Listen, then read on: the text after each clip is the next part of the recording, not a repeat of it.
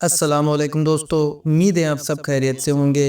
दोस्तों, आज की वीडियो बहुत ही ज़्यादा इंटरेस्टिंग होने वाली है। आज की इस वीडियो में आप देखेंगे कि कैसे एक ब्राह्मण सनातनी लड़का लाइव स्ट्रीम में आता है और खुद ही सनातन धर्म की वो सच्चाई जो खुद बहुत सारे सनातनी लोग नहीं जानते हैं, वो यहाँ पर आ करके सच को सबके सामने लाता है। जबकि इसके पिता एक कट्टर ब्राह्मण हैं और वो किसी गैर ब्राह्मण के हाथ का बना हुआ खाना तक नहीं खाते हैं। अगर उनको पता चलता है कि ये खाना ब्राह्मणों ने नहीं बल्कि किसी और ने बनाया है, तो वो उस खाने को हाथ तक नहीं लगाते हैं। इतने कट्टर घर में रह करके भी ये लड़का किस तरह से इस्लाम से प्रभावित होता है, किस तरह से इस्लाम को अपनाने की बात करता है, ये जान करके आपके भी होश उड़ जाएंगे और आपको भी अपने मुसलमान होने पर फ़ख्र होगा कि ऐसे ऐसे लोग जो ब्राह्मण रह करके अपने सिस्टम से बहुत सारा फ़ायदा उठा सकते थे, लेकिन वो इस्लाम कबूल करके ऐसी ज़िंदगी जीने पर मजबूर हो जाते हैं कि ना तो उनका घर बचता है, ना ही उनकी फैमिली बचती है। लेकिन वो इस सच के साथ डटे रहते हैं कि इस दुनिया में अगर कोई सच्चा दीन है, तो वो दीन इस्लाम ही है और उसी में हमारी दुनिया और आखिरत दोनों जहां की कामयाबी है। तो दोस्तों, आपसे गुजारिश है कि आप इस वीडियो को लाजमी पूरा देखिएगा और इस वीडियो को अपने दोस्तों में खूब शेयर भी करिएगा। वीडियो पसंद आने पर वीडियो को लाइक कर दें और इसी तरह की वीडियोस देखने के लिए हमारे चैनल को भी सब्सक्राइब कर दें। नहीं, मैं रिवर्ट मुस्लिम हूँ।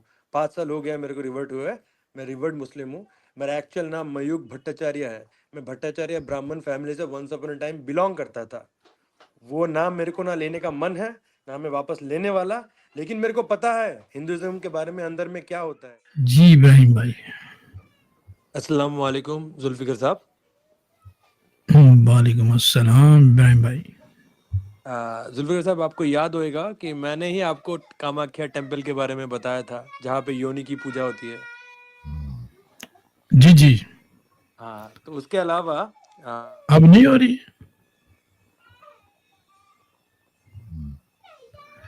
अब वहाँ पे नहीं पूजा हो रही, क्या हो रही है इब्राहिम भाई? साउंड आ रहा है? नहीं, साउंड नहीं आ रहा आपका। अच्छा अच्छा, सॉरी सॉरी सॉरी। तो उसी कामाख्या टेम्पल में अभी भी वही सेम पूजा हो रहा है। उसके अलावा पौंडीचेरी और उड़ीसा है, ये 2 जगह है जहाँ पे अब एक नया टेम्पल आया है। ये टेम्पल में क्या होता है, ये टेम्पल में शिव का लिंग को लिया जाता है और फिर देवी दुर्गा का योनि को लिया जाता है और दोनों को एक साइड प्लेस करके उनको पूजा किया जाता है। क्या बात है, दिस इज क्या द बात है। New story of Hinduism. और मैं ये कोई झूठ नहीं बोल रहा। गूगल है सबके पास, चैट जीपीटी सबके पास है। हर कोई ये दोनों टेम्पल का नाम ढूंढ सकता है, इमेज ढूंढ सकता है और देख सकता है। रहा बात वो जो पहला ओशो का बंदा जो कह रहा था, जुल्फिकर भाई, उसका जी हर जी। एक बात बकवास था। पहला बात उसने कहा कि कर्ण ने अपना वो धनुष उठा ही नहीं पाया। कर्ण को धनुष उठाने दिया ही नहीं गया था क्योंकि कृष्ण, उसने इशारे से द्रौपदी को बोला था कि बिकॉज कर्ण लो कास्ट से है, तो उसको धनुष उठाने का लाइक कैपेबिलिटी, एबिलिटी या फिर परमिशन ही नहीं है। तो बेसिकली मैं यही बोलने का कोशिश कर रहा। कर्ण कर्ण लो कास्ट का? कर्ण के पिताजी अली भाई वो वो सूर्य नहीं देव थे, थे? लेकिन अग्नि उनके बारे में सूर्य? मतलब करते जिस औरत ने पाला था उसकी वजह से कहते थे कि वो लोअर कास्ट है। अच्छा अच्छा एग्जैक्टली अच्छा। एग्जैक्टली, क्योंकि कर्ण का पापा नहीं था। अब लोग बोलते हैं कि वो सूर्य देव से आया है, लेकिन मैंने आज तक कोई देखा नहीं है जहाँ पे सन से स्पर्म टपक रहा हो और किसी पे घुस के किसी का बच्चा हो जा रहा हो। तो I cannot understand that. I don't even understand कि एक एलिफेंट हेडेड गॉड भी कैसे काम कर रहा है। आके बैठ जाता है, अपना सुर हिलाता है और सब कुछ सॉल्व हो जाता है। ये सब मेरे को समझ में नहीं आता जुल्फिकर भाई, मेरे को कभी समझ में आएगा भी नहीं, ठीक है। उसके अलावा और अमेजिंग बात यह है कि कर्ण को सूत पुत्र कहा जाता था। वो हस्तिनापुर के एरिया में महाभारत के टाइम में कर्ण को सूत पुत्र कहा जाता था।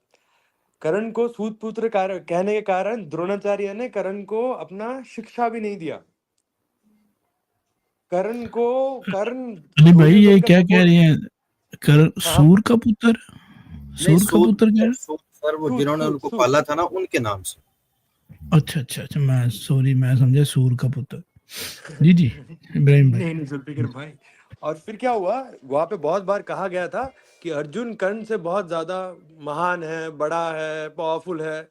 लेकिन जब पहला बार इन दोनों का बैटल हुआ था, जब सब अपना पांडव और कौरव आके अपना एबिलिटीज दिखा रहे थे, उसी टाइम पे भी अर्जुन का हार ही हुआ था, जीत कभी नहीं हुआ था। अमेजिंग बात यह है कि अर्जुन का मम्मी और कर्ण का मम्मी एक ही है। तो आप सोचिए, एक ऐसा ग्रंथ, पीपल कॉल इट एपिक, एक ऐसा ग्रंथ जो एक बेटे को दूसरे बेटे को मारना सिखा रहा हो, एक ऐसा ग्रंथ जहां पे एक बीवी, 5 इंसान एक बीवी को यूज करे, उसका प्रमोशन किया जा रहा हो, ऐसा ग्रंथ जहां पे कास्टिज्म को प्रमोट किया जा रहा हो, ऐसा ग्रंथ जहां पे राक्षस राक्षसनी, इन लोगों का दूध पीना, लोगों को खिलाना, न्यूडिटी, एक्सट्रीम न्यूडिटी, ऐसा ग्रंथ जहां पे घर का बहू अपना बड़ों का, अपना फादर इन लॉ का नॉन स्टॉप इंसल्ट करता हो, वैसा एक बुक हिंदुइज्म का कोर बिलीफ सिस्टम है। तो आप समझ सकते हो क्या जोक है दिस रिलीजन कॉल हिंदुइज्म। क्या बात है, क्या बात है सर। और सबसे बड़ा बात यह है कि यहाँ पे 1000 लोग होंगे जो आके बोलेंगे कि मैं मुस्लिम हूँ, मैं मुस्लिम हूँ। नहीं, मैं मुस्लिम, मैं रिवर्ट मुस्लिम हूँ। 5 साल हो गया मेरे को रिवर्ट हुए, मैं रिवर्ट मुस्लिम हूँ। मेरा एक्चुअल नाम मयूख भट्टाचार्य है। मैं भट्टाचार्य ब्राह्मण फैमिली से once upon a time belong करता था। वो नाम मेरे को ना लेने का मन है, ना मैं वापस लेने वाला। लेकिन मेरे को पता है हिंदुइज्म के बारे में अंदर में क्या होता है। मेरा पापा को आज तक, अभी आप कोई भी इंसान हो, एक हिंदू ही हो, जस्ट वो ब्राह्मण ना हो, वो खाना बनाए, मेरा पापा आज तक भी वो खाना नहीं खाएगा। और ये इन लोगों का जहन में घुस चुका है। इन लोगों को 1 दिन 2 दिन 1 साल 2 साल में निकाला नहीं जा सकता। और ये जो आज का हेट दिखाई दे रहा है ना, ये हेट भी वैसे ही कन्वर्ट करेगा। आज हेट अपने ऊपर है क्योंकि हम लोग इस्लाम के फॉलोअर्स हैं, हुजूर सल्लल्लाहु अलैहि वसल्लम के फॉलोअर्स हैं। तो इट्स फाइन, कल हम नहीं रहेंगे तो नेक्स्ट शूद्र होएगा, उसके बाद वैश्य होएगा, उसके बाद क्षत्रिय होएगा। ये खत्म नहीं होने वाला और ये चलता जाएगा, क्योंकि hate is inherent in Hinduism. लोगों को मारना, लोगों को काटना, लोगों को परेशान करना, लोगों को नीचा दिखाना, that is what Hinduism is. बस जुल्फिकर भाई, मेरे को इतना ही बोलना था। आपने तो मेरे लोगों को खड़ा कर दिया भाई, आपकी गुफ्तगू ने तो।